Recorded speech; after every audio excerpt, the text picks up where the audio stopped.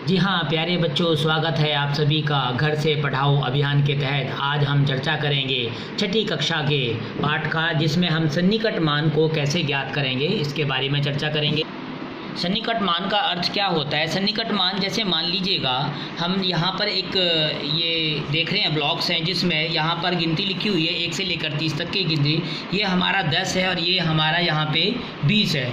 इन 10 और 20 के बीच के मान में एक जगह पर यहाँ 16वें स्थान पर एक ये झंडा लगा हुआ है, एक फ्लैग लगा हुआ है। हमें इसका सन्निकट मान ज्ञात करना है। सन्निकट मान ज्ञात करने का मतलब क्या है कि किसी भी संख्या को एक वांछित मात्रा तक परिशुद्ध आकलन करना ही उसका सन्निकट मान होता है। तो ये यहाँ पर हम दहाई तक का लेके चल रहे हैं, यानी 10 और 20 के बीच में ये जो 16 दिखाई दे रहा है ये किसके सन्निकट होगा? तो इसे ज्ञात करने के लिए हम इन दोनों के बीच में अगर हम देखें 10 और 20 के बीच में हमारा ये बीच का स्थान है। जैसे बीच में कोई तराजू होती है, उस तराजू को हम माप के देखेंगे कि वो किधर की तरफ ज़्यादा झुकाव है उसका। यहाँ 16 जो हमारा इस बीच के स्थान से इधर की तरफ है, तो 10 और 20 के बीच में जो हमारा 16 का जो मान होगा, सन्निकट मान होगा दहाई के रूप में, तो वो क्या होगा? 20 होगा। बिल्कुल सही कहा। और इसी प्रकार से अगर हम सैकड़े के रूप में देखना चाहें, जैसे 680 है, 680 का मान हम ये निकालना चाहते हैं सैकड़े तक कि इसका 680 का सन्निकट मान क्या होगा। तो 600 का मतलब जैसे इसके अंदर अगर हम देखें 600 के बाद 600 से 700 के बीच का मान है ये, और सैकड़े में हमें लेना है, तो इसका मतलब या तो मान वो 600 होगा या वो मान हमारा 700 होगा। तो इसके तहत 680 में हम ये टुकड़े करेंगे तो ये 650 हो गया। अब 650 के बाद 60, 70, 80 यहाँ पर ये मान होगा 680। तो इस तराजू के अंदर माप के देखें कि इसके बीच में झुकाव इसका इधर की तरफ है, तो इसलिए 680 का जो है सन्निकट मान वो कितना होगा? 700 होगा। इसी प्रकार अगर हम हज़ार में भी कोई आकलन करना जाएं, मान लीजिएगा हमारे पास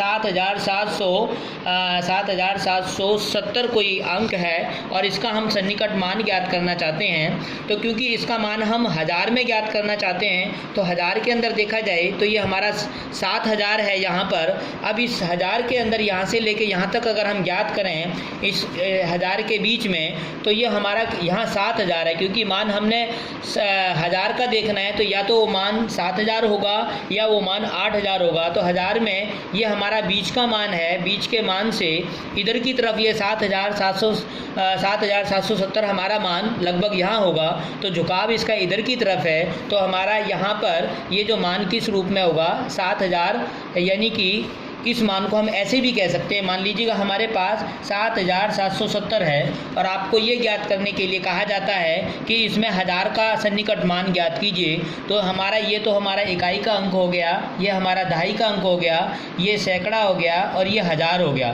तो जब भी हमें मान लो 1000 का सन्निकट मान ज्ञात करना है, तो 1000 में इस 1000 अंक को छोड़ करके जो बाकी के हैं इन सभी को हमने 00 रख लेना है। और अब इस सैकड़े, अब यहाँ पे या तो वो 7 होगा या 8 होगा आगे 1000 के रूप में। तो इसके बाद जो हमने अगला देखना है, अगर अगला स्थान जो है 5 है या 5 से बड़ा है, 5 से बड़ा है तो अंक अगला आएगा। और अगर 5 से छोटा है, यानी कि 0, 1, 2, 3, 4 है अगर अंक, तो हमारा इधर की तरफ जाएगा। और अगर 5 है, 6 है, 7 है, 8 है, 9 है, बड़ा है, तो हमारा मान अगले स्थान की तरफ जाएगा। तो ये ध्यान रखना है बच्चों हमें। यहाँ पर ये 7 है और 7 क्या है? 5 से बड़ा है। तो यहाँ पर जो हमारा मान होगा 7 वाला, वो किस में आएगा? बढ़ जाएगा, आगे की तरफ जाएगा, यानी 8 की तरफ जाएगा।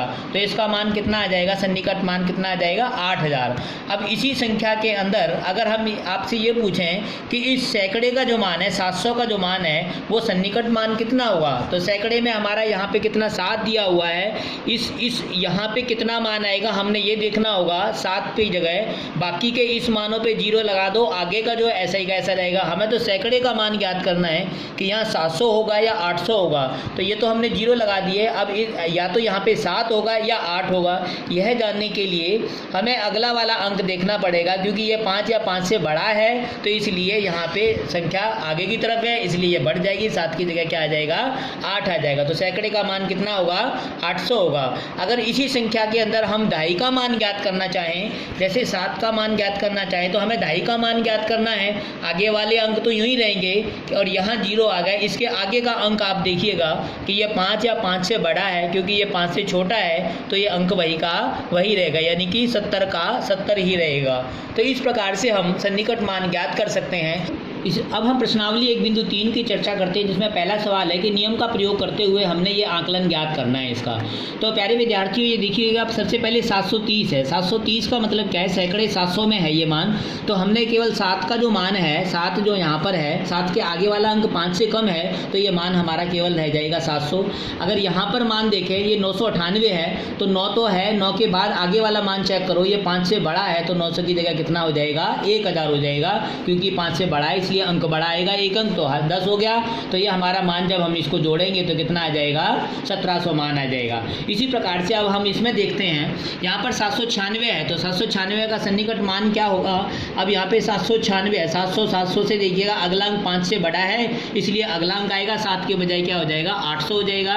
और यहाँ 314 सन्निकट मान, यहाँ पे 300 सैकड़े में देखें, अगला अंक 5 से छोटा है, इसलिए ये जो मान क्या आएगा, 300 में रह जाएगा। तो जब हम इनका अंतर ज्ञात करेंगे, क्योंकि अंतर ज्ञात करने के लिए कहा है, तो जब हम घटाएंगे तो कितना आएगा, ये 500 आ जाएगा।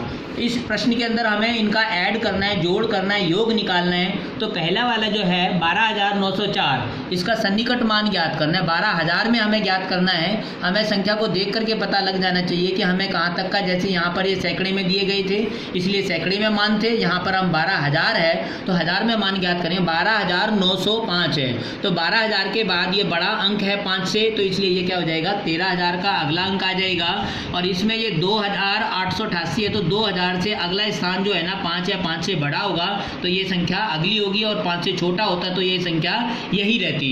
तो 2000 का ये कितना आ जाएगा, ये आ जाएगा आपका 13000 है, और ये आपका आ गया 3000। इसको जब हम ऐड करेंगे तो ये 3000 ऐसा, 13 और 3 16000 हो जाएगा इसका आंकलित योग। जब इस प्रश्न के अंदर हम देखते हैं तो इसमें 28292, क्योंकि 1000 में दिया गया है तो 28000 रहेगा यहाँ पे या 29000 आएगा। कैसे पता लगेगा, इससे अगले वाला अंक देखो, अगर 5 या 5 से बड़ा है तो आगे जाएगा, नहीं तो पीछे वही रहेगा।